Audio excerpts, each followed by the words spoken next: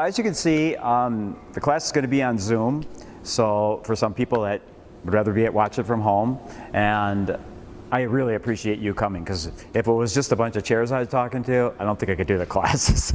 I really like having you here. Besides, I really encourage you to ask questions. If there's something that's confusing to you, or I go too fast, or you want me to cover something, just ask questions, because I really do enjoy questions. And Jane is filming this, so then she edits it and cuts out all the swear words, makes it, you know, so it's presentable on YouTube. So you can go to YouTube, Oshkosh Senior Center. So the classes will be available to watch again. They'll be available anytime, because a lot of people like to go back and, you know, have them available. And I really appreciate you coming. For me, this is kind of my hobby. It's one of my many hobbies. It's my way of giving back to the community. I've been doing these classes since the late 1990s. And at one time I was doing as many as 300 in a year. And because it was between Ripon College and Manitowoc and Fond du Lac and Oshkosh, and then the high schools and Menasha High School, and I was doing them at Springs High School, I was doing them at Lourdes High School, and I was doing all these classes. And I did so many of them because I know how worthwhile they are, and how important it is to know something about investing. And so now, when the pandemic hit, everything just stopped, and I did no classes for that little over a year. And now I'm back to just doing them here, and I'll be doing them in Fond du Lac in January again at Thyssen Middle School. It's a really great facility too. So for me, it's kind of like really special to have a captive audience where, like I told Jane, I love talking about investing and investments, but I really don't talk about investing or investments very much, because, you know, most people, it's really boring. It's not boring to me, but I'd rather, you know, to me, it's just a chance to just talk about it to people who are interested in it is really fun for me, and I hope it's worthwhile for you too. So I always do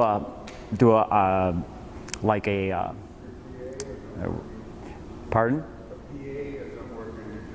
It's just your sound from your voice. The PA isn't working. Oh, I'm speaking as loud as I can. So hopefully, if you can't hear, yeah. Well, I don't think we have this is for the camera. So usually, you know, I speak pretty loud, so we didn't think we need to have the PA in here. Anyway, what was I going to say? I forgot. You got me off track there.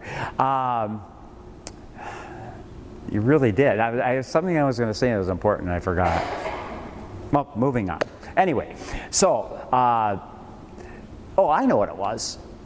I noticed coming in here is we have like a diverse group here.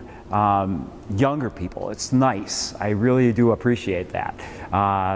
It's interesting, when I first started doing these classes, you know, it was like mostly at the senior center, especially, like I was the youngest one there, and now I'm like the oldest one here. It's weird, but time passes. Okay, so this first class is kind of an introduction to everything, but there are people here that have come to the classes before, and usually they're slow learners. They come every year, so so they're very familiar with. I really like to start the classes by, just because people are curious about, what do you think about the market now? What do you think is going on? And it's really an interesting time, because I will move it up to lesson 3. There's one of my favorite lessons, and I think one of the most useful lessons to me personally, but also to teach. and me personally as an investor, is the lesson that has to do with the economics behind investing. What makes the stock market go up and down, the various things that I pay attention to that give me some idea of is the stock market, what's the risk level in the stock market? Because there is a basic risk of investing in the stock market, and it has to do with economic or market risk. So the stock market is a reflection of the economy. And it's so interesting because I take what I teach in lesson 3, and I've used that in my lifetime. I don't make a lot of switches in my investments. In other words, I have an asset allocation target because I'm not working anymore, and I will do a lesson on asset allocation. But asset allocation is so important in investing, and it means how much do you have in the stock market, how much do you have in the bond market. And that is probably one of the most important things you can do as a manager of your own money. And if you have a financial planner, that's what they should be doing for you, and they should be doing a really good job. And I've seen so many horror cases of people who have used financial planners, especially back in the 1990s and early 2000s, who were retired and had asset allocations of 90% in the stock market and 10% in bonds. And when the market crashed, they just about lost everything. And it created chaos in their life. Your asset allocation should be such that you will never put yourself in that position. Because in your younger, you can have much more in the stock market because you're working. You're using your human capital, you're earning money, you're not living on your investments. But when you actually are not working and actually drawing from your portfolio, you have to be very cognizant of the fact that the stock market is going to go up and down, and sometimes a lot. And so you need another asset in there that kind of protects you from that. And that more or less can be bonds or fixed income. And so going back to lesson 3, I don't know, it was like almost 6 weeks ago, now 5 weeks ago, the last time the Federal Reserve met, they raised the overnight lending rate, meaning what the Federal Reserve or our central bank in our country charges banks to borrow money from the government. They raised that rate to 5.5%. So if a bank wants to borrow money from the Treasury or from the government, they have to pay 5.5% interest on that. That's pretty high.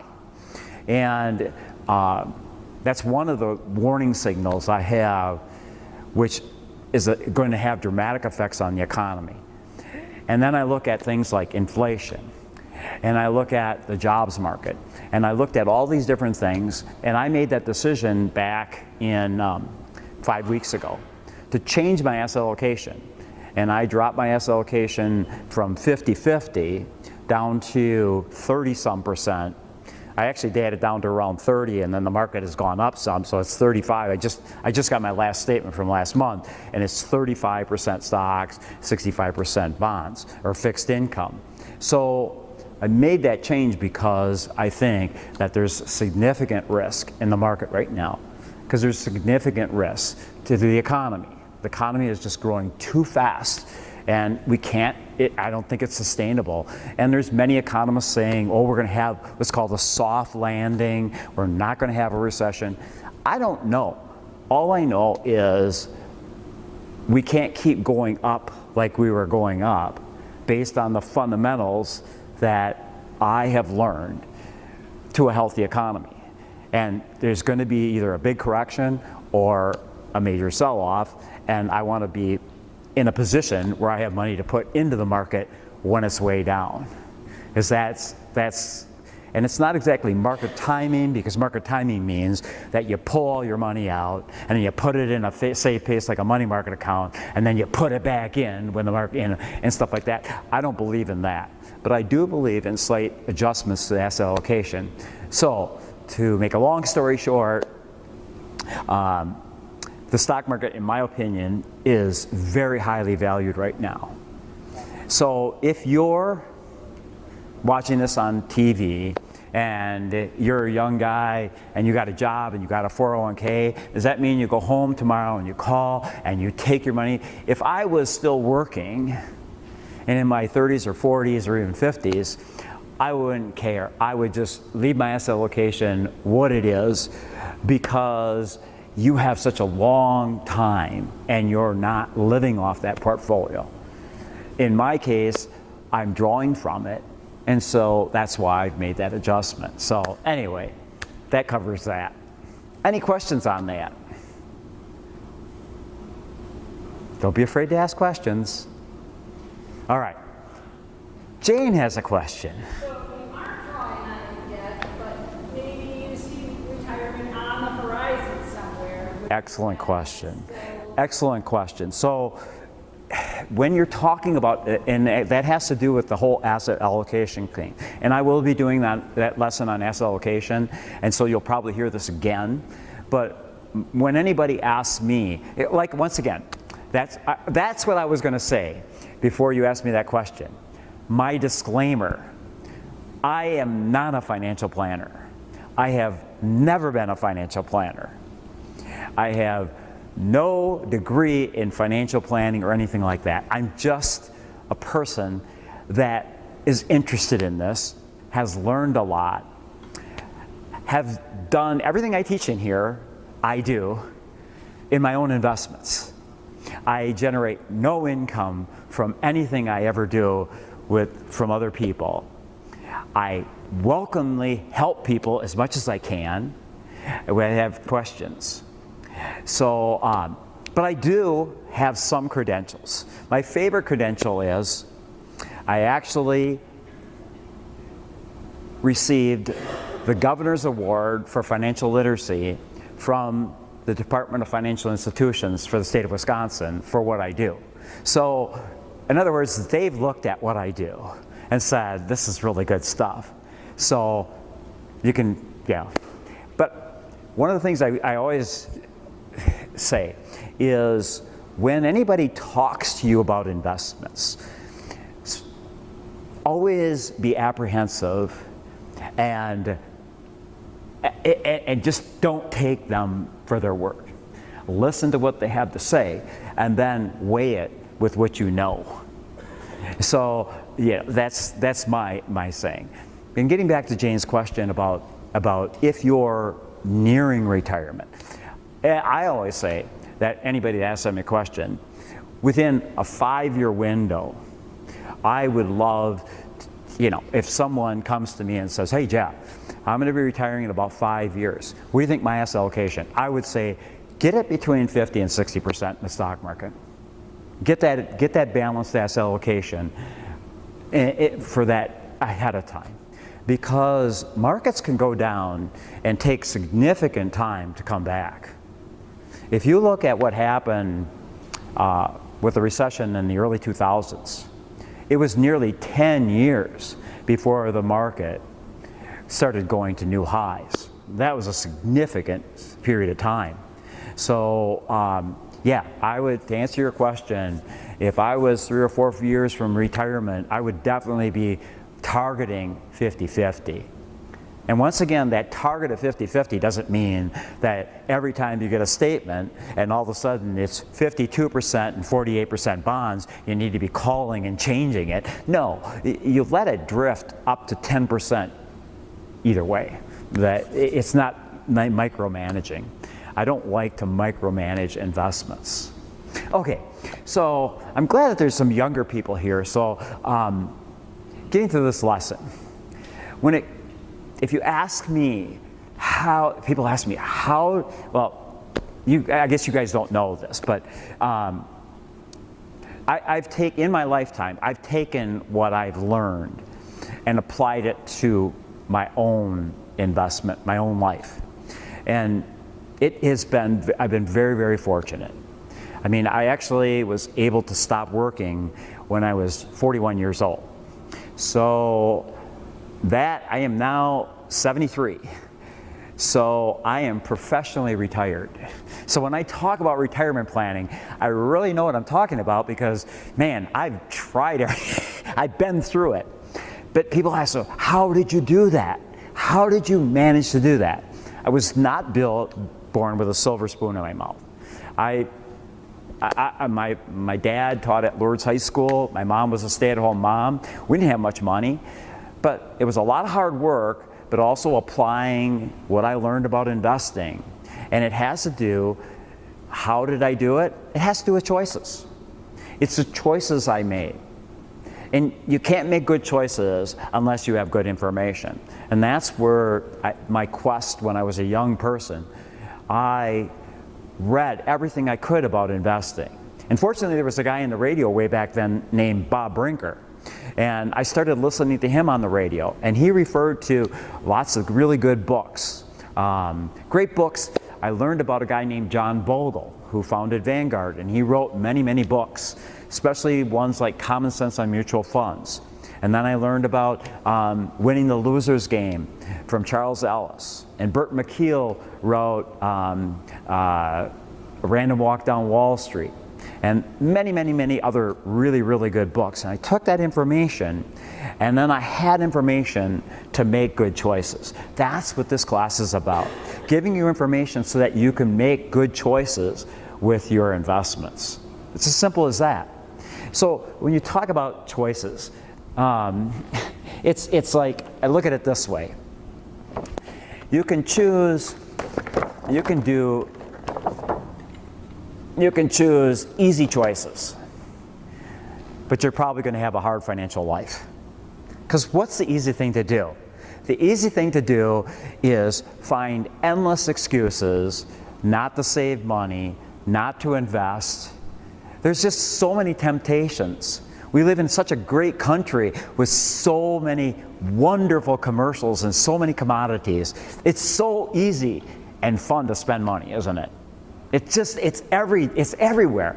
And plus, you're reinforced by the society you live in. I mean, whoa, look at that guy. He's driving an old car. He's got to get a new car. Why is he driving that? He's making good money. Why is he driving that old car? Maybe because he wants to max out his 401k. That's a hard choice, but man, choosing difficult choices usually will mean an easy financial life. Now, I got a chart here that shows kind of like, that gives you some idea of when you spend money. Simply take what you spend and put a zero on, and if you got an 8% return over the next 30 years, that's how much what you spent would have grown. So let's take the person that defers buying that car, that $25,000 car, and just keeps that old car and keeps it running, saves that $25,000 and invests it. 30 years later, that's $250,000, growing at 8%. Weddings. Instead of having a $30,000 wedding, if a young couple would find some way to maneuver to keep those costs down, and so they don't have to spend that extra $30,000, they would have $300,000 if they stayed married for 30 years. And how about cigarettes? That's my favorite one. You spend, what, a carton of cigarettes is what, $40? So think about all these people that you see smoking those cigarettes. It's like $40 for a carton of cigarettes. That's outdated. It's $100. It's $100 for a carton of cigarettes? $10 a pack. No wonder people are smoking pot. I mean, geez, I couldn't get it why everybody's smoking pot. It's because cigarettes are too expensive. Geez. But anyway, back when I made this chart, I thought $40 for cigarettes. Well, if you compounded that out, it's $20,800 30 years later for every carton of cigarettes that somebody, when it was $40. Just making good choices with money. When I'm doing the classes in the high school, I once did a sociology experiment because I was doing classes at the grade schools, and I was at Jacob Shapiro at the time, and I was talking to the kids about saving and investing and stuff like that, and I looked at them and I said, if I gave you $10,000, what would you do with that $10,000? And what do you think their answer was? Oh, they'd spend it, but what do you think they'd spend it on? Video game. No. They wanted a car. They're in 4th grade, and they're already thinking about buying a car. Think about it. So I thought, wow, I use this for high schools. If a 18-year-old in high school would take that $10,000 and he would invest it and get the return to the stock market, by the time he was 60 years old, that $10,000 would be $640,000. Getting the return of the stock market, average return of the stock market. Pretty incredible stuff. And what do you think that car would be worth 60 years later? Not unless it's like some crazy special car, but good choices. So what are the things that you kind of an outlier of things to be careful of? A generalization of what I call pitfalls to avoid as investors. So one of the things is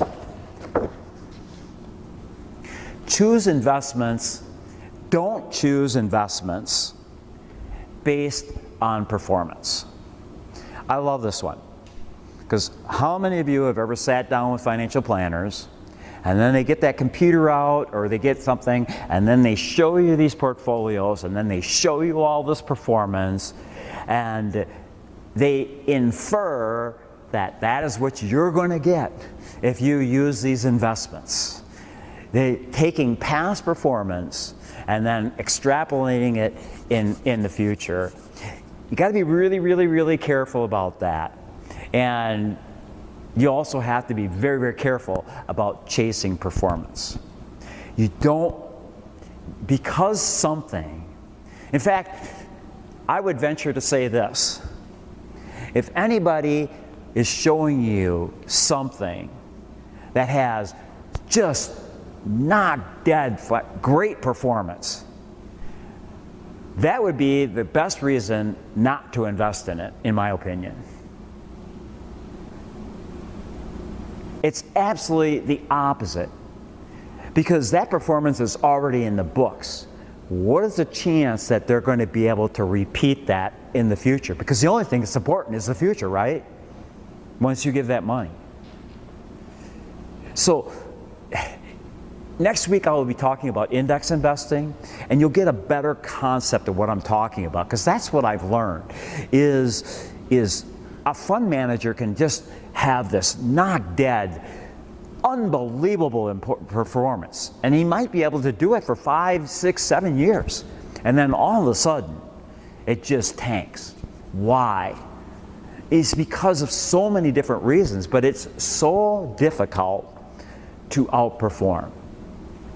And in order for someone to outperform, then someone has to equally underperform. Do you understand that? So there has to be a losers there. So what are the chances, this big winner, that they're going to continue to win? It gets harder and harder. You see that in almost any professional activity. You see it in baseball, you see it in football, you see it in basketball, you see it in music, you see it, it's like how hard is it to continue to be on top? Okay? Second, making investment decisions based on fear or greed. So, like so many people, we haven't been tested for a while. We got a little test back when the pandemic hit and the market went way down, but real tests were in the early 2000s and the 2008. Those were really nasty sell-offs, and that really tests people's emotions. And if you're sitting there and you're making an investment decision because you think, oh, your friend made a whole bunch of money and they're bragging about it, then you're chasing that because of greed. And if you're making the decision to bail out of the stock market, then you're making it out of fear. Either one of those are going to turn out pretty bad. I am very, very unemotional about my investments. Extremely unemotional. And like I just said, I switched my asset allocation by reducing my equity exposure. I had absolutely no emotions involved in it. I just said, well, wait a minute. This is what I teach. This is what I've seen. So I'm just going to do it. In other words, I have a plan. I have a reason for doing things, for making choices that are not based on emotions. They're based on fact. They're based on data. You know what I mean? So try to keep emotions out of your investments. Another mistake, lack diversification. What does diversification mean? Diversification means that you spread your money around to many, many different asset classes. So I mentioned two. You have equities and you have fixed income. Those are two broad asset classes. But within bonds, there's short-term bonds, there's intermediate-term bonds, there's longer-term bonds, there's high-yield bonds, there's corporate bonds, there's treasury bonds, there's money markets. There's a lot of diversification in there, and there's many, many different kinds. You can buy a mutual fund where you're getting a whole portfolio of different bonds. And then in the stock market, you have small companies, you have large companies, you have mid-sized companies, you have tech companies, you have oil companies, you have all these different companies. And you have to not make that mistake of concentrating on any given area too much. You want to spread it around. It reminds me of this story back in 2009. We had a financial crisis of 2008. In that particular bear market and crash in the stock market was really centered in the financial services area, especially banks and insurance companies. And I get a call from this guy. He asked if he could talk to me because he wanted some help. And this was a relatively young guy. He was probably in his mid-30s. He had inherited a bank stock. And basically, he had been living on it. He was collecting something like $148,000 a year just in dividends from the stock. The stock was worth probably $1 million. But that was his asset. That's what he had. When he inherited this, he thought he had a gold mine. It was a bank. It's solid. He didn't diversify. In other words, he didn't sell that and spread the money around to different companies. He just sat there and lived off of that.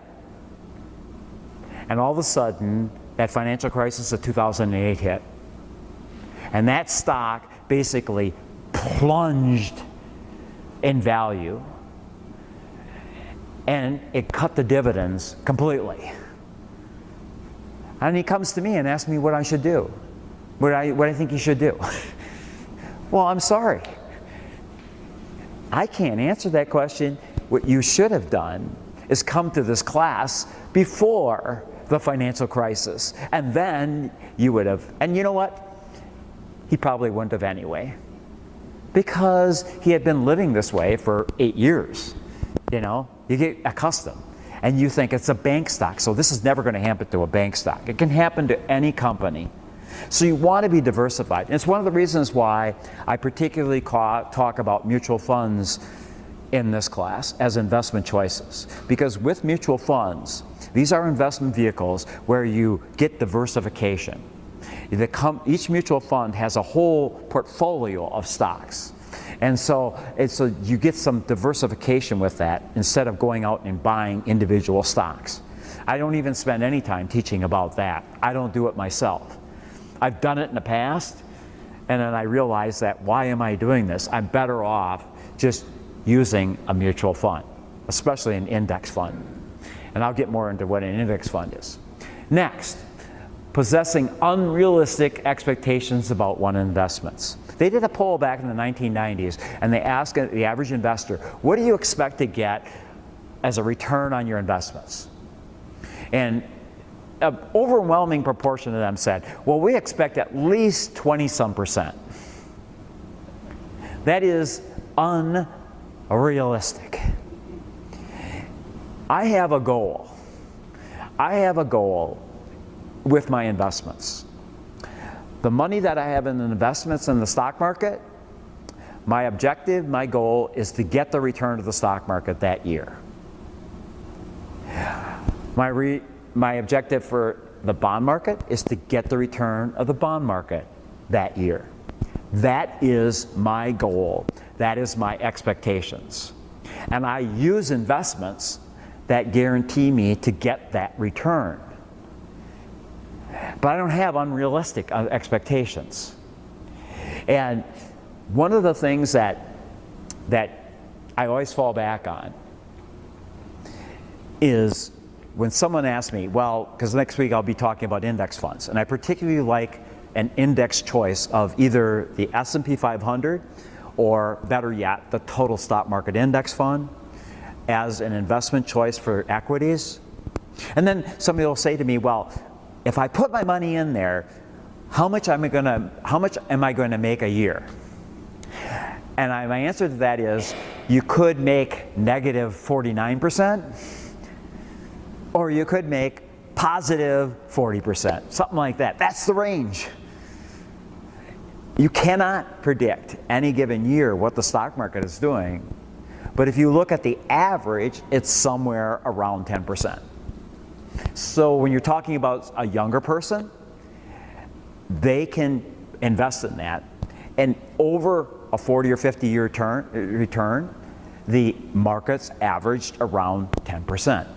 That should be your expectations. That should be what your goal is, to get the return of the stock market. Next, so as a side note, if anybody is telling you about, oh, but I go to this financial planner and I'm getting an average of this and an average of that, and it's just like it's way above the market, I'm telling you, either they're full of you know what, or they're going to pay for that performance ultimately, because you can't constantly outperform the market. It's just, next week I'll show you what the statistics show. It's very, very difficult to outperform the market itself. Next, a pitfall people have is not paying attention to inflation and interest rates. That's when you talk about investing, that's the thing I kind of really like to pay attention to give me some idea of the health of the economy. And inflation is, as you have experienced, the increased costs of goods and services, and interest rates. I'm primarily talking about the Federal Reserve rate and things like the mortgage rates, the rates of interest on borrowing for cars, what it's costing consumers to borrow money, what are business loans for high ticket things, because those are really two great influences to the health of the economy. And when they are too high, an economy really gets stagnant. It really gets in trouble.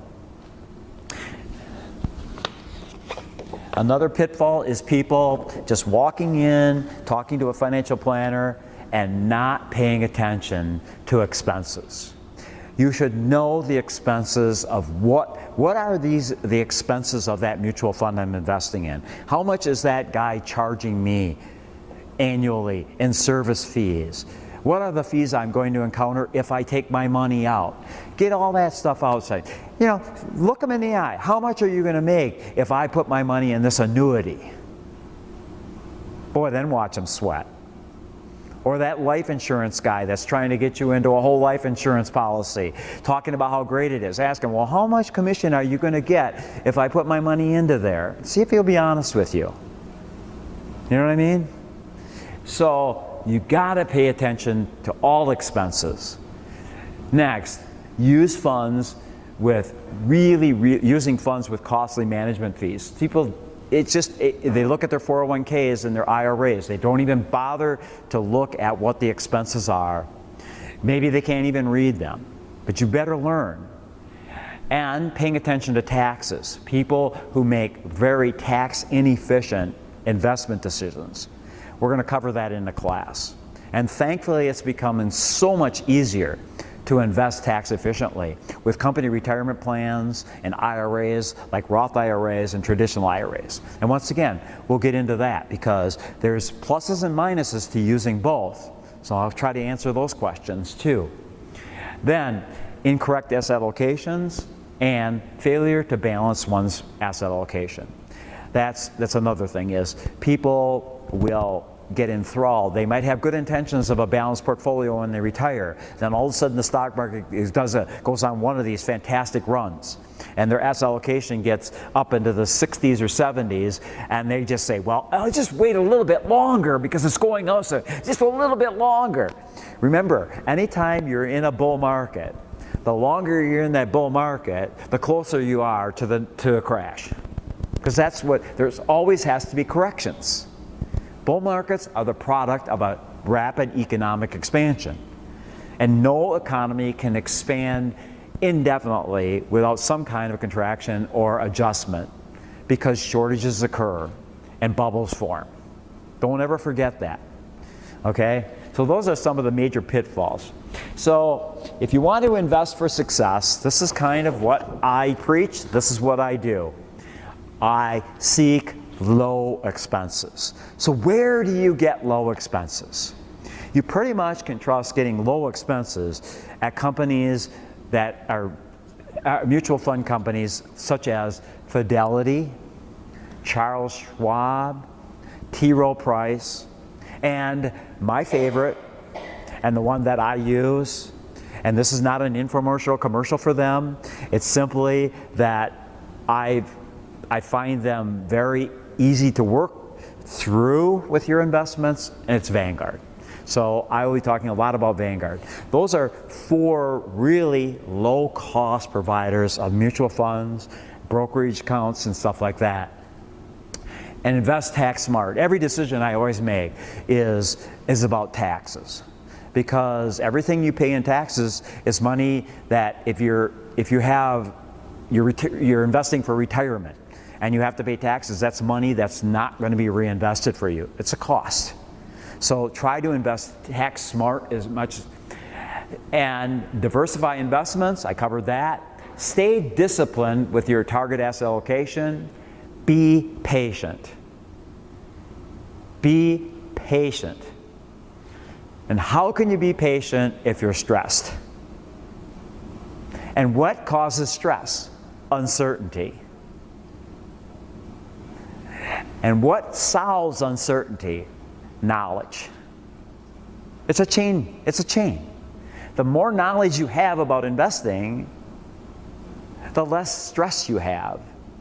Because ultimately you know there's going to be a light at the end of the tunnel. Because there always will be. And the more patient you can be. It all works together. Do not make emotional decisions. These are my investments for success. So, getting back to the most basic thing that has caused me to be very successful as an investor goes back to something called compounding. It's as simple as this.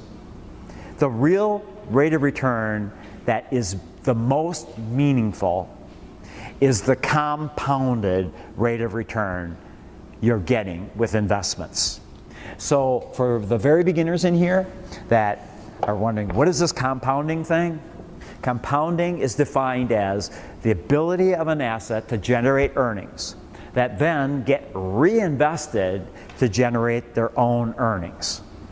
So simply put, is if you put like $10,000 into an investment and it gets a 20% return, rather than having some of that $2,000 consumed by commissions and fees, and then you go and spend the rest, and you keep the $10,000 and invest it next year. No, you put the whole $2,000 back in, you compound it, you maximize the efficiency of what you're doing with investments, you get 100% efficiency, you invest that full $2,000, you go into the next year with $12,000. So if you return 20% again, then you would get the $2,000 return on your original $10,000, and you get another $400 return on the $2,000 that you reinvested. You get that? It's compounding. Investing is like building a snowman. You pack a ball of snow, and then you start rolling it. And for the younger people in here, You don't get to $1 million in 5 years unless you're a politician. But anyway, you roll that snowball and you start rolling it, and it doesn't seem to grow that much. But you keep at it, and then you go maybe 10 feet, and it gets to be about this big. And then once it reaches a certain mass, then every time you turn it over, it doubles in size. And pretty soon, you go a short distance, and by distance I'm equating to time with investing, all of a sudden it's monstrous. That's how I've experienced compounding. I just plugged away when I was a young person, put the money away, maximized the compounding of what I was doing, and didn't pay attention to my investments, didn't obsess over it going up and down and all that kind of stuff, just did what I knew was right and let it grow and went on with my life. And then one day I just went back and looked at it and I'm going like, gee, I don't have to work anymore. And that's what it's been since. Just doing the right thing and maximizing compounding. So there's 3 elements to compounding. There's time. In other words, it takes time. This class isn't about how do you make $1 million in a year. I would never sell any books because the way I invest is way too boring. It is. They would never have me on CNBC because I would bore the audience silly with my investment advice. It's just not sexy. It's not flashy. It's not, headline stuff. It's just basic things that, first of all, you can understand. But most of all, it's just life. It takes time. Then you have investment fees and expenses, because investment fees and expenses directly take away from the money that your return that you made and its ability to compound. And then taxes too. So compounding is not spending money, keeping the commissions down, and the taxes down. So now it's become so easy to invest 100% tax efficiently by using Roth IRAs, traditional IRAs, company 401ks, where you're getting 100% efficiency on the tax side. And it's become so easy, if you know what you're doing, to get the expenses down to almost zero. Almost zero.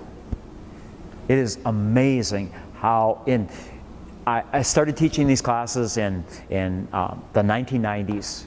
And back then, you had expenses I thought were just incredibly low. So this is a term that you'll hear me use a lot. So I'll explain it now. It's called a basis point. A basis point in investment terminology means 1/100th of 1%. So 1% is 100 points. So back when I was first started investing, and I learned about index funds, and I learned about Vanguard, they had index funds. And I thought, my gosh, this is incredible. I can invest for 25 basis points. I can give my money to them, put it into the stock market, pay no commissions up front, pay no financial advisor, pay nobody, put the whole $10,000 in. And from that day on, for a whole year, they will manage that money and put it into the market for me. And the total fees deducted from my returns or my principal that year will be 1/4 of 1%. Well, I thought I died and went to heaven. I thought, this is incredible. How do they do that? Well, now it's 20-some years later, and you go to that same fund and put it in there, and the expenses now are 4 basis points. 4/100ths of 1% to put your money and own every stock in the U.S. stock market and have it watched over and managed for you and have the dividends reinvested and the accounting done for you. How do they do that? It's amazing. So everybody has the ability to invest tax efficiently and cost efficiently. And it's so important to maximize the compounding to do that. So back in the early days of my investment career, you needed some like idea of or reason to invest. And I remember I learned this back when I was probably in high school. And that's when my investment career actually started when I was in grade school. You see, I got a paper route, Milwaukee Journal paper route, Sunday Milwaukee Journal, and I made big money on that. And I managed to save like, I think, it was a sizable amount a month for a 12-year-old. I was a saver back then. I think I had saved something like $500, which is to a 12-year-old back in that time was an enormous amount of money. And I'll never forget this because so much of what I've learned about investing is not only what I've gotten from books and from like Bob Brinker and stuff like that, it's actual real life experiences. And I love to share this because people think, wow, I've really been successful, so I couldn't have made any mistakes. Well, back when I was 12 years old, I really didn't have the ability to make good choices. I relied on, what adults told me, which back then was a big mistake, right? Anyway, one of the friends of my dad was actually a financial guy. And he convinced my dad that must have heard I had saved $500. And he convinced my dad that there's a great investment I could make. It was in a company called Space Rays. And being a 12-year-old in the 1960s, I thought God went to heaven, because there was Star Trek, and there's and this was a laser company. I thought, this is going to be great. Put my whole money into that.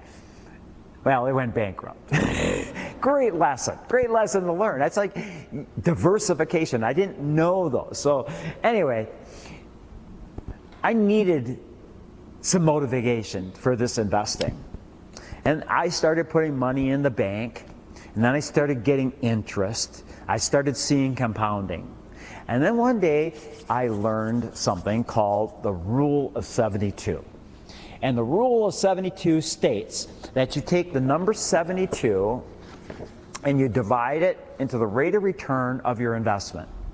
So then I further learned that the long-term return to the stock market averages around 10%. So then I started doing the math when I was in my teens. And I said, if I get an average return, if I can find an investment that gets the return to the stock market, how much money is that going to grow to in the future?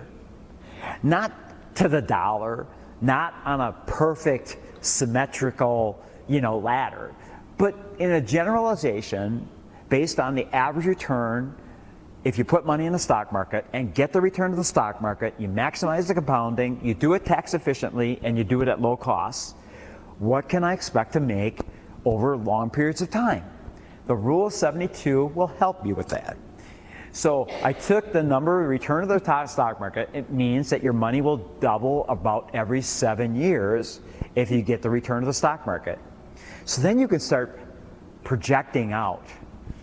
In fact, I used to do this lesson with the high school kids. And I would say, if your parents would have come to my classes, they would have heard me talking about this. Basically, this originated, I did a class for Kimberly-Clark up at their center up in Neenah. And it was primarily young women. The oldest person there was like 35.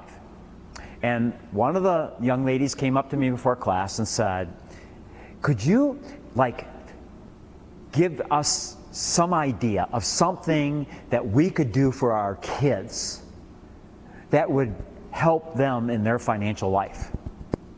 So then what I did was I started thinking about what I teach, what I invest in, and the rule of 72. And I started putting that together. And I said, okay, here's an idea. There's a company called Vanguard, or there's a company called Fidelity, or there's a company called Schwab. And they offer an investment choice called the Total Stock Market Index Fund. So you could put your money in there, there's no upfront fees, and you're going to get the return of the stock market. The expenses are so low that you're going to get the maximum compounding. And so basically that child that you have will potentially, if you put money into it, could potentially get this as a return over their lifetime. And I kind of compounded it out. So I'll do that for you right now. Supposing you know you're going to have a child and you plan ahead and you put together an enormous sum of money like $2,000. Now, does that sound like a whole lot? No. I think nowadays, if a person really has 9 months and they really put their mind to it and they're willing to maybe cut back a little bit, they can come up with $2,000, right? So you take $2,000 and once you have that child, you open an account at Vanguard and you put the $2,000 in the Total Stock Market Index Fund. Okay, and you just let it grow. So that means about every 7 years, this should compound out and double. Now, it won't do it guaranteed. In other words, that first 7 years, it might not double to $4,000. In fact, it might not double at all. It might just stay the same, or it could go to $10,000. That's irrelevant. What's relevant is the long period of time, because this child has many, many years, okay? So this is what could potentially happen to every child in America if a parent would do this. By the time they're 7 years old, it's doubled to 4. When they're 14 years old, it's gone to 8. When they're 21 years old, it's 16, around. When they're 28 years old, it's 32. When they're 35 years old, it's now 64,000. When they're 42, it's now 128,000. When they're 49, it's now 256,000. When they're 56, it's now $512,000. And when they're somewhere around that retirement age, around 63, you now have $1,024,000 in that account. The child is a millionaire by just owning the stock market over their lifetime. And it doesn't end there. It just would keep compounding. Imagine how, and it's given me great joy because I've been doing these classes for almost 25 years. And I've had so many parents tell me they have done that for their children. But I want to make, if you're a young parent or you're watching this on TV, I want to make a kind of like some nuances to this plan if you're really thinking about it. First of all, I would open the account in your name. I would open the account in your name to start with. And just set it aside because it will grow very tax efficiently. Because eventually you want to give it to the child. And you really can't give it to them until they're 18 years old. It's not theirs. But what I would do is, when they get to that magic age of 16, when they're 16 years old, they have the ability to get a job. And once you start earning money, then you can use whatever you earn in that year up to like almost $6,000 now to put into an IRA. Not just any IRA, but you can put it in a Roth IRA. And a Roth IRA is after-tax dollars. So, because it's in your account, it's after-tax dollars. Okay, but you can gift them up to $14,000 a year. Get it? Okay, so anyway, you don't even have to gift it. You can just pay the taxes on it and give it to them, but they wouldn't have to report it on their as income because it's under the gift amount. But anyway, you sat that child down and say, okay, my wife and I, we have got a special gift for you. This will help you tremendously in your financial life. You need to get out there and get a job. And if you earn $4,000, we are going to transfer money from an investment and put it into a Roth IRA, because you'll have that child open a Roth IRA, and we will put it in that Roth IRA equal to what you earned that year. Okay? So, roughly, you're going to be between $8,000 and $12,000 while they're in high school. Over the course of their 4 years in high school, or 3 years in high school, they're 16 to 18 or 19. They earn enough where you have moved all this money using the total stock market index fund inside the Roth IRA. You just moved it into a Roth IRA, which they own. And they let that grow. So the $1,024,000 would compound out and be 100% tax-free. Is that incredible? And every parent has the ability to do that. So that's the power of compounding and doing the stuff that I talked about. It's a great idea, okay? Here's another one with compounding, just show you how much difference compounding makes. If you take 25 years and you invest $8,000, get the return to the stock market, it compounds, it grows to 200, get 10% return, it grows to $256,000. But if you took away all compounding, it would only grow to $64,000. That's how much reinvesting capital gains. And what is a capital gain? Capital gain is the difference between what you bought something at and what you sell it at.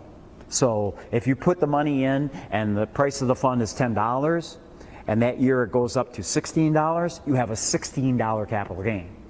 Rather than extracting that, selling it, or you reinvest it the next year.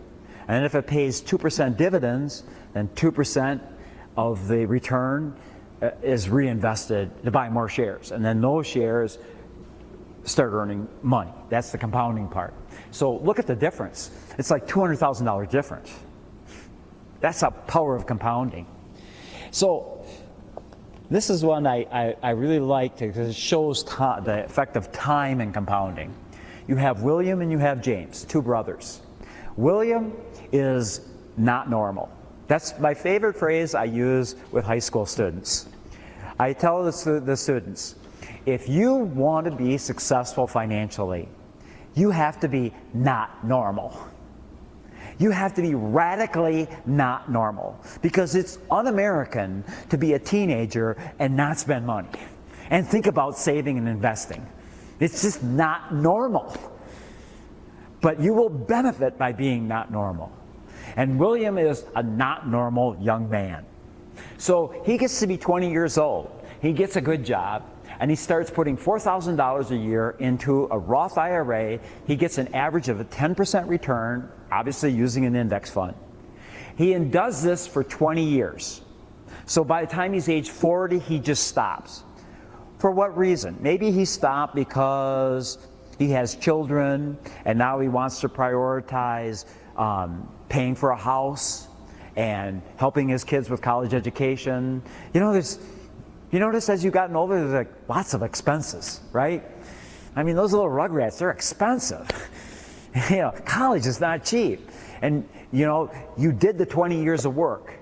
So William just lets it grow. But by the time he gets 65 and he wants to retire, by doing this when he was young, maximizing time, maximizing tax efficiency, maximizing expenses, that effort has grown to $2.5 million.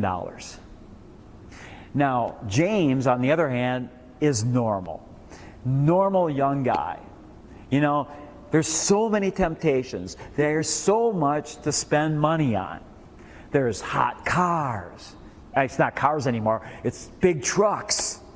There's wild women, and they are expensive. I mean, there's like deer hunting.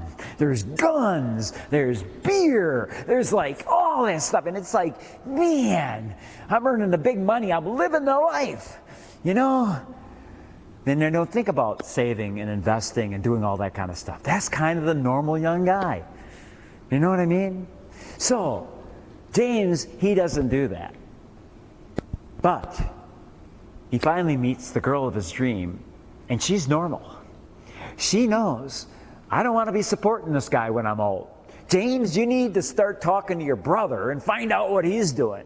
So William goes and talks to James, and James says, well, okay, I'll help you. We're going to open what's called an IRA. You're going to budget, and you're going to make sure you put $4,000 a year in it. And you're going to use an index fund so you get the return to the stock market. So James does that. And he does it for 25 years, from age 40 to 25. So he actually has to save even more than William. He has to save and sacrifice even more.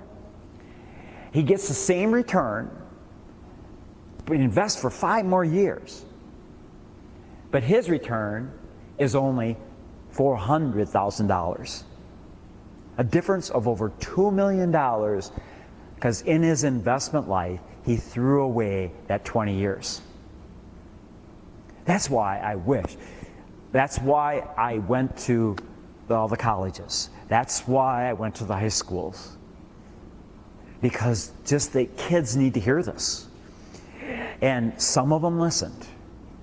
That's why I do this. I run into those same kids now. Oh, Mr. Kemp, they can't wait to tell me about the IRAs and their company retirement plans and how much they have saved. It's so cool because they would have never done it if they hadn't heard it. Good choices. All right, so I talked about mutual funds. That's the primary way I invest my money. So how do these things work? Because you get this diversification.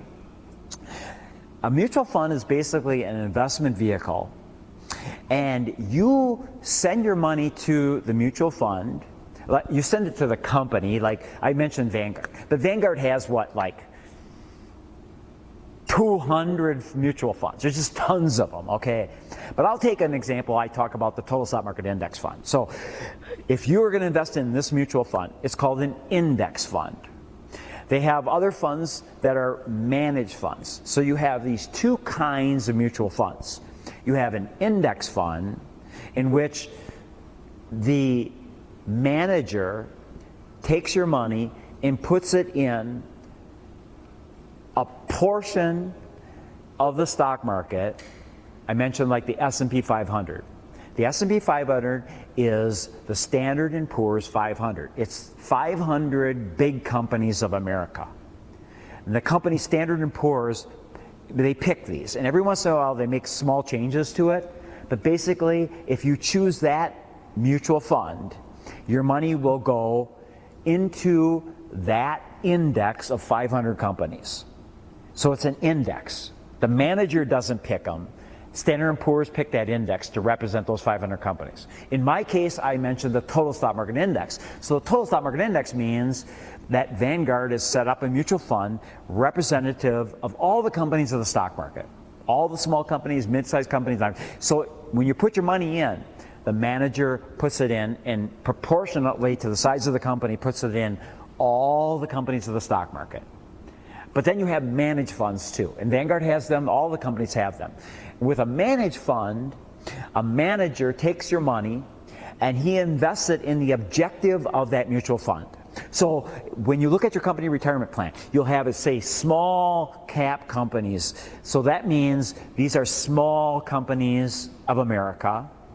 And then there's mid-sized companies, and then there's large companies. So if you invest in a managed fund, and it says on your company retirement plan, it's a small cap growth mutual fund. Now there's two kinds of stocks. There's growth stocks and there's value stocks. So a growth stock to me is a stock that, it's a company that makes the things we want. That's the simplest explanation to me. It's like things that you want, you buy when you have extra money, and so those companies produce those things. So you look at like a Disney and stuff like that. And then there's value companies. And to me, I look at value companies as they're the companies that make things we need. So if you look like a food company or a bank or an insurance company or an oil company, those are like value stocks. So you look at your choices of managed funds, and you'll have a manager that will look at small companies that invest in either the growth stocks or managed stock or value stocks. Or you might look at large cap. It might be generalization of large cap, meaning it's the universe of the S&P 500. And he'll pick stocks from that S&P 500. In other words, you're not going to get all of them. He's going to pick the ones, and his objective is to pick the ones that are going to outperform what you could get if you just buy the index. So that's a choice you have to make when you're investing in mutual funds. Do I try to pick a manager who I think is going to outperform a guaranteed return I would get with an index? And by that term guaranteed, it doesn't mean that you're going to make a lot of money. A guaranteed return might be a negative 10%. In other words, if the stock market goes down 10%, a total stock market index is going to go down how much? 10%. You're guaranteed to get that 10% negative return. But you might go to a managed fund, and that manager might actually not lose 10%. Or he might lose 20. It's up to the manager what he does with his choices. So basically it works like this. Your money is pooled with everybody else's money, and then that company invests it. And then you get all the capital gains, all the interest, all the dividends, minus the fees and expenses. So with investing in mutual funds, there is a gross return, and then there's a net return. Just like with your paycheck. You have a gross paycheck, which really looks good. Then you got your net paycheck after they take out all the stuff that they take out. So next week's lesson is talking about the difference between gross and net. And obviously the managed funds, there's a lot more that they take out. So in these expenses, here are some of the broadest based expenses that you face. There's the operating expenses, which would be what's called the management fee. So all mutual funds have a management fee. That would be included with index funds. But as I mentioned, the management fees with like Vanguard's, Fidelity's, and all those, extremely, extremely low. Now, managed funds have relatively much higher because they have much more expenses. Included in the management fee is the fee to pay the manager, the accounting, and the profit. Now, all mutual fund companies in America are owned by shareholders, and every mutual fund manager, his main objective is he must make a profit if he wants to keep his job.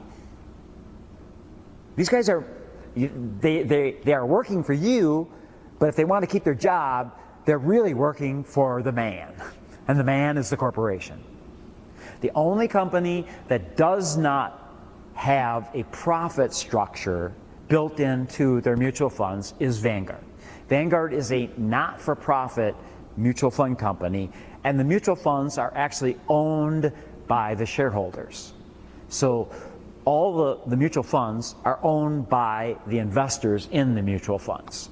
So when they put the management fee, they don't have to tack on a profit onto it. Then there's another expense, is the trading expenses.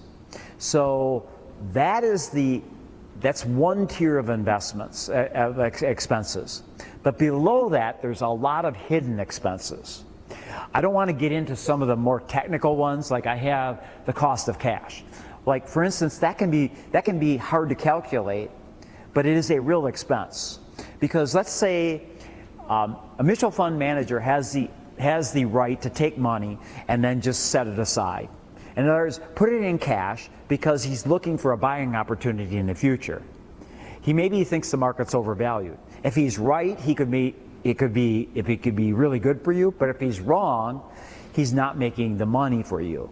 And that is a cost, okay? Then there's trading expenses. Every time a manager buys and sells, he creates expenses. The expenses are low, but when you're trading millions of shares, a million times pennies adds up to a lot of money. So every time he buys and sells, there's several transaction fees. There's the brokerage fee, there's the fee that the stock exchanges charge on each transaction. Those are all passed on to you over and above the management fee. There's the market impact costs. This is kind of a nerdy one, but it is a real expense. Let's say you have a manager and he owns Apple as one of his stocks. Well, the news coming out of Apple is not good. It's the future earnings don't look so great. This is just hypothetical. And so he decides, I'm going to move from Apple, and I see IBM is really getting into this new AI thing. I think IBM's the way to go. So I'm going to cash out my Apple position, and I'm going to move over to IBM. Maybe he owns 1 million shares of Apple computer. So he puts a sell order on 1 million shares.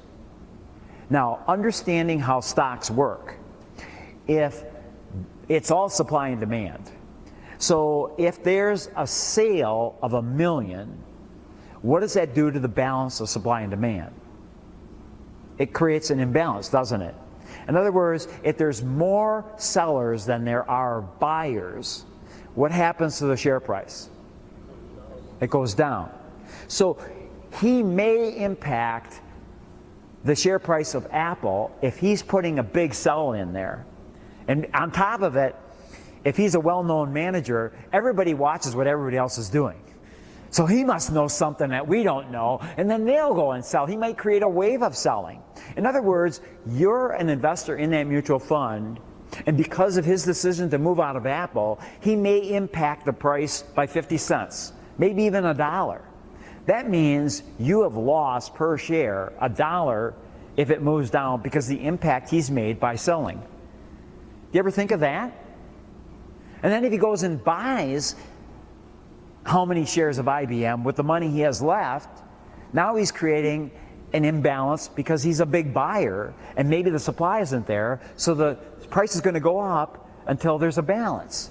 So then you're paying even more for the shares because of the impact of the manager. All this buying and selling has consequences. And you as an investor in that fund that trades a lot, that impacts you and it costs you money. You're not going to get it in a financial statement. You're not going to be able to figure it out by a calculator, but it's real, it's there. Then there's taxes, because all this buying and selling, if it's in a personal account, could end up with taxes. And then I love the optional expenses, because these companies are coming with more and more creative, different expenses that they add on annually to you. You know, and it's just it never ends. So there are substantial investment costs in investing if you don't watch out. One of the fees that is particularly notorious, and many funds have it, it's a 12B1 fee. A 12B1 fee is a fee that mutual funds charge to advertise. In other words, you're working hard, you're sacrificing, you're taking all the risk with your investments, and that investment company takes money out of your portfolio so that they can put the ads on TV and sell their junk to somebody else. It's almost makes you mad, doesn't it?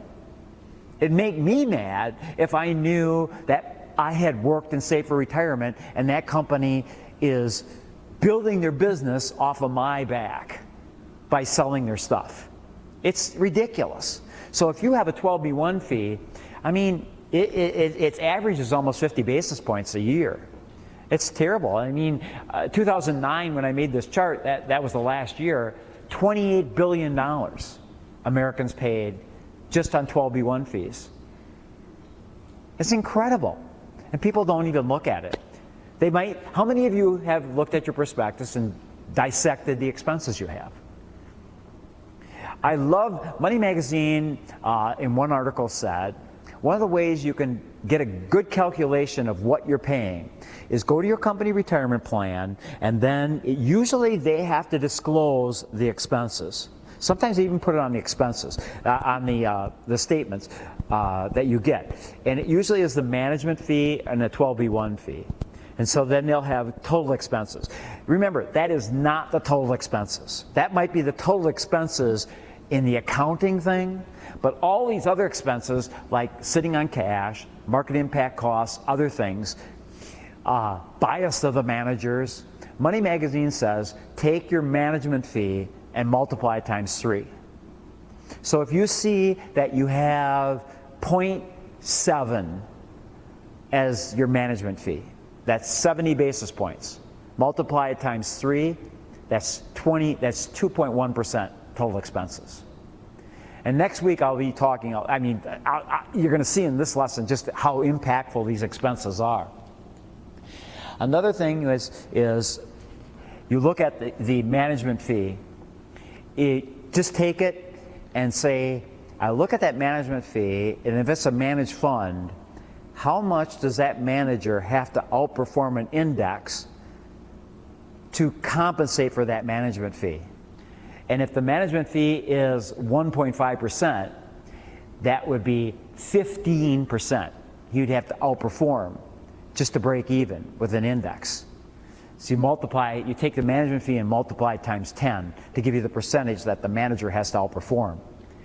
So let's look at a couple example of a couple young ladies. You have Abby and you have Molly. And they invest $175 every 2 weeks, every paycheck. And they do it for 40 years. And Abby has, I would say, when you include all expenses, pretty much around 2%. Because I think the average management fee is somewhere around 50 to 70 basis points now in managed funds. Some of them are much higher. But let's say her total expenses are 2.5% per year. And then you have Molly, who uses indexes. And so her expenses are 5 basis points. Now, they both get a 6% return. So I'm not taking performance here into account. I'm just taking the effect of expenses. So 6% is pretty low. But this was what would happen because of expenses. Abby, she would have foregone earnings of $179 and $179,795 of foregone earnings. That would be earnings that she didn't get because of expenses taken away from compounding. The total fees she would have were $136,000. The total she would have in her retirement account would be $443,530. Now, Molly, on the other hand, getting the same return for the same period of time with the same amount of money invested, but using the lower expenses, her foregone earnings would only be $5,500. Her total fees would be $4,700 and some dollars, and she would have $750,000, difference of roughly $250,000 because of expenses. So you don't think expenses matter? Incredible, huh? If you look at the interaction of growth and expenses, just 2%. You take $10,000, invest it for 40 years, and get 10%, it grows to almost $500,000. Take 2% away from it, it's $217,000.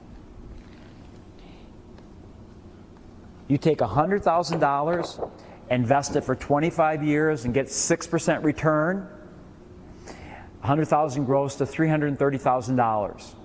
Of that, earnings is $170,000, and $160,000 would be less if you if your costs are 2%. In this example, you got a young person, invests $3,500 a year, puts it in a Roth IRA, and ages 25 to 65 years old, gets a return of 10.4%. The total return would be $1,700,000. If he invests, if he pays the average of 3% in expenses, his total return would drop down to 7.1. That would be $716,000. He gave away $1 million. $1 million consumed, 2/3 of the return. I would roughly estimate that people are giving away, normal person who doesn't pay attention to what they're doing on in expenses and investing is giving away well over half of their potential return in fees and expenses. And they never even knew they were paying them. You take a lifetime of compounding, $5,000 invested, compounded for 65 years. If its return is 10.2%, it's $2.5 million. You knock 2.2 off of that, it's $740,000. You knock 4% off of that, you're down to $214,000. You've got time here, the same time. You got the same return. The only difference is what you're paying. That is why I put watching expenses. And this is the benefit of this class. If you can learn enough to be confident enough to create your own asset allocation, make good decisions what you're doing with your investments, then you can save on those expenses. Because no financial planner can invest like I do. If he did, he would be out of business.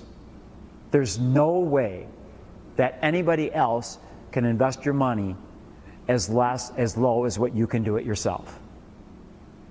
So the question is, do you come to these classes? Do you learn enough to pay yourself and have an easier financial life? Or do you just give it to someone else and pay the price? And you know what? I have no emotions involved in this. You can do what you want with your money.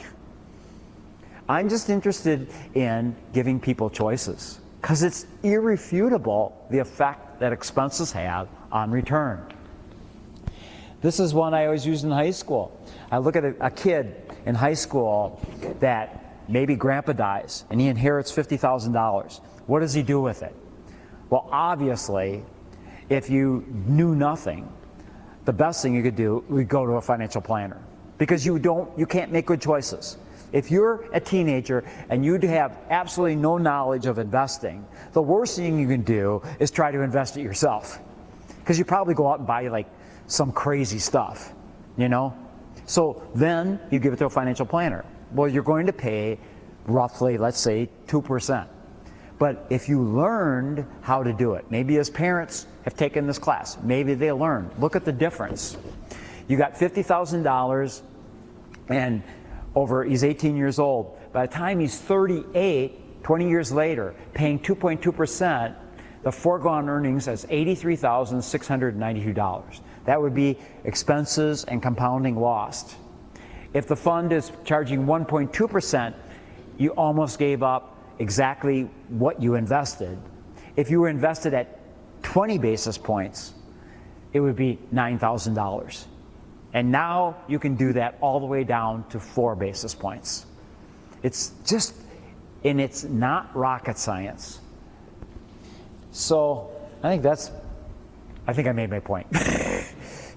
So fees and expenses is really, it's so critical in this first step. And next week I'll be talking about index funds, why they work. So it's not sufficient to say, oh gee, it's really worked for me, so you got to do it. I want you to understand why. So basically, the way I approach next week class is, I am the representative in a trial. And the trial is, what should I put my money in? Managed funds, or should I use an index fund? And I'm making the case for index funds. And I'll present it to you as if you were a jury. And you can see the facts and see the difference and say ultimately understanding why it works. See, this is the thing that I want you to do as investors. Never invest in anything unless you understand why you're doing it.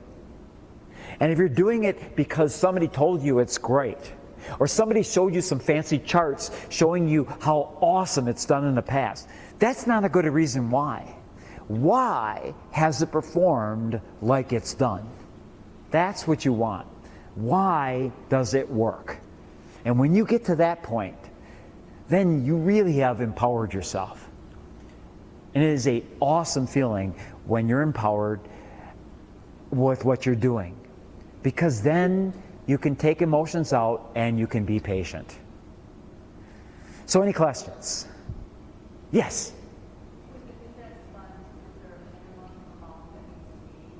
Okay, our question is, like, if you invest in these index funds, is there a minimum amount? Well, it used to be like $3,000. Now at like Vanguard or Fidelity and Schwab, there's an investment vehicle called ETFs. And an ETF basically is an index, but it trades like a stock. So I'll explain them a little bit more. So let's say you only had $100. You actually, at Vanguard, you can set up a brokerage account, and then you can invest in their ETFs, and they have an ETF of the Total Stock Market Index Fund. It's called VTI. So basically it's identical to the Total Stock Market Index Fund, only it trades like a stock. And so you can do that for like $100. But the minimum on the mutual funds, and I use the mutual funds, I think is $3,000. It's $3,000. No other questions? Come on. Okay, are we going back to a manufacturing country? His question has nothing to do about investing. Well, Are we going back to a manufacturing economy? yes. Absolutely not. In fact, the rest of the world is following us, and most of the world is going to service economies, because manufacturing is really becoming kind of almost so automated that if you're relying on manufacturing, you're not going to create enough employment for the population. I mean, look at these factories now. They're huge factories, and there's 100 people working in them, where there used to be 5,000 or 6,000 there. But now with AI, robots, computers, and the whole thing, manufacturing. So is America going to start manufacturing more? Because of all the technology involved in manufacturing, I would say that a lot of manufacturing jobs would be extremely. What's the reason why we lost manufacturing? Because we're not competitive, because our wages are so much higher than the rest of the world. But if you can create manufacturing plants that run so efficiently, you can compete with, basically a machine can compete with anything as far as cost. You know what I mean? So I would say that through technology, America has the ability to bring a lot of manufacturing back to America. But will that happen? To some degree, but we are really a service economy. And I'm all for that. I mean, of course, I'm talking because of my personal bias.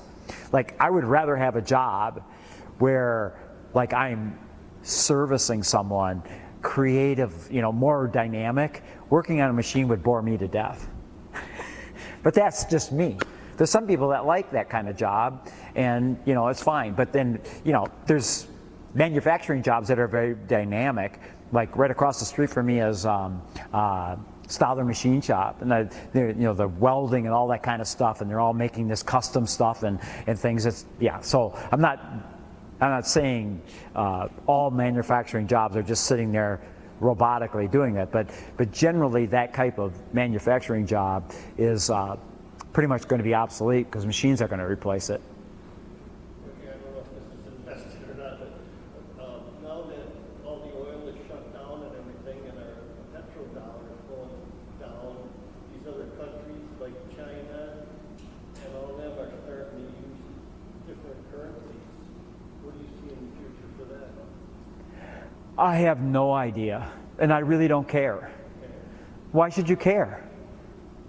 What's the difference?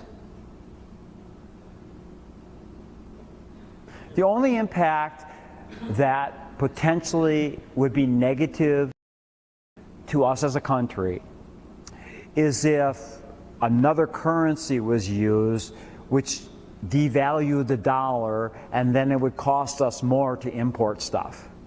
But then again, then we'd bring more manufacturing back here. In other words, we're always going to have our currency here, right? So if our currency fluctuates all over, that doesn't mean anything to us. It only means in the difference in the exchange between other countries of buying and selling things. Saudi Arabia and China, they're using their currency. They're not using our currency. It doesn't matter. It's not going to affect us. In other words, in the grand scheme of things, it's irrelevant.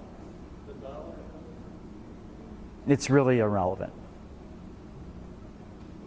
I wouldn't worry about it. I wouldn't. See, there's things that keep me up at night. Like, God, I can't stop hooking the ball. And geez, those 5-foot putts are not going in.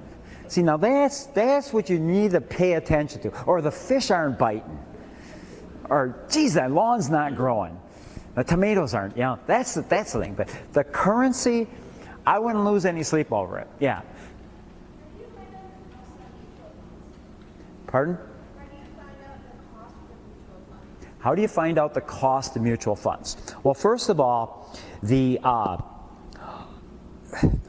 Vanguard, I haven't been on them for a long time, but Vanguard used to have a really cool link where you can compare other mutual fund companies to a Vanguard fund. So I need to go on the computer and go back to that. I can explain to you how to do it. But used to be, in a class, I would always use it with kids at school because we had access to the computer and overheads and stuff like that.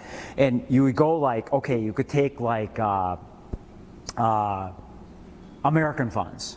Okay, that's a big American. And you could type in American Growth Fund. And then you could compare it to like a growth fund at Vanguard, and they would go side by side and show you the expenses. But as far as, are you talking about like your company retirement plan? At the bank? Okay. All companies are required to give you a prospectus. So, do you have that prospectus? If you do, you could bring it to class next week, and I can probably find it for you. But inside of there, all companies are obligated to give you the expenses. Another way you could do it is you could type that mutual fund into your computer in a search engine, and maybe it'll come up on Yahoo or one of those, and it'll give you the expenses. But that, remember, that's just the management fee. So you take that management fee, and I would suggest multiplying it. If it's a managed fund, not an index fund, multiply it times 3. Because that's just like, it's like an iceberg. The management fee is the part of the iceberg you can see, and the rest is underneath. Yes. Short-term bonds still, what one should invest in? His question is, what kind of bonds should you be in? Well, ideally, like you can do really well in a money market account, and you can do really well in short-term bonds right now too.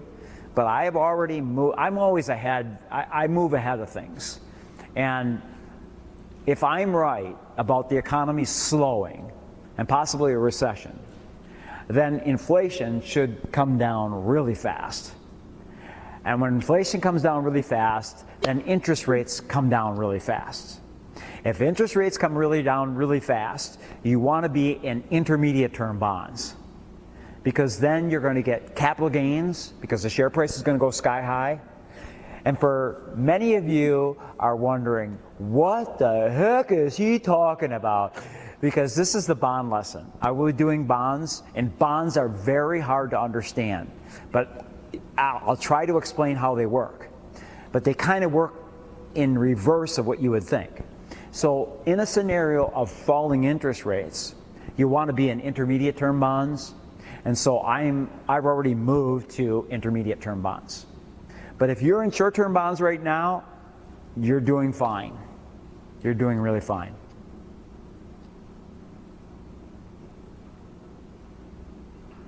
Any other questions? Yeah, so just if you can find the prospectus on that, I'll look through it for you and try to find the expenses for you. Can you name the company? I mean, what is the name of the mutual funds you're in? I hate to give you the bad news, but it's been my experience. Probably some of the highest expense funds usually are available through banks and credit unions and stuff like that. Maybe yours will shock me. Maybe it's lower, but generally they're a little higher in expenses. All right. Thank you for coming, and I hope to see you next week.